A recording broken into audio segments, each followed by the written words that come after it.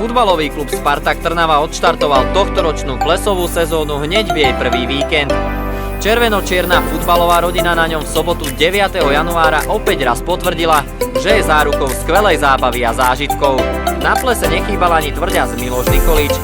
Ten vysvetlil, prečo mu robili jemné tanečné kroky problém. Ja som tanečník, ja mám rád tanec, niekedy viac, niekedy menej. A teraz mám problém, lebo som sa niečo zranil, takže nebudem veľa tancovať. Väčšina hráčov Spartaka prišla na ples s priateľkami či manželkami. Našli sa však aj takí, ktorí boli na plese sami.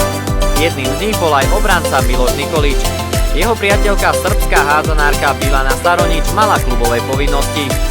Miloš tak na ples priviedol svoju sestru Mariu a pretlmočil nám, ako sa jej večer páčil. Pitate kako ti se sviđa ovdje? Ja se super provela i meni je divno ovdje. Povedala, že je tu veľmi pekné a že je zatiaľ veľmi dobré a pekne sa cíti a je všetko výborné. A už ťa bola pozrieť aj tu na Trnave na nejakom zápase, že ťa videla v akcii? Nie, bohužiaľ nie, lebo aj ona má prácu, ale dúfam, že na budúce bude. Súčasťou tohtoročného spartakovského plesu bol ešte jeden dôležitý bod.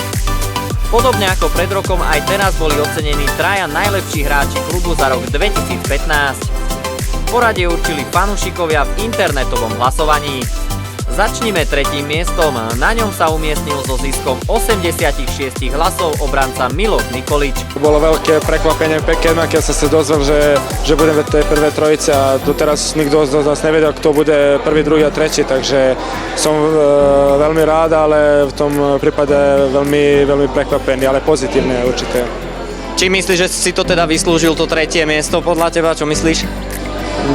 Však myslím si, že hlavne tým prvým pol rokom, čo som si odohral v Trnave, podľa mňa ten prvý pol rok bol výborný.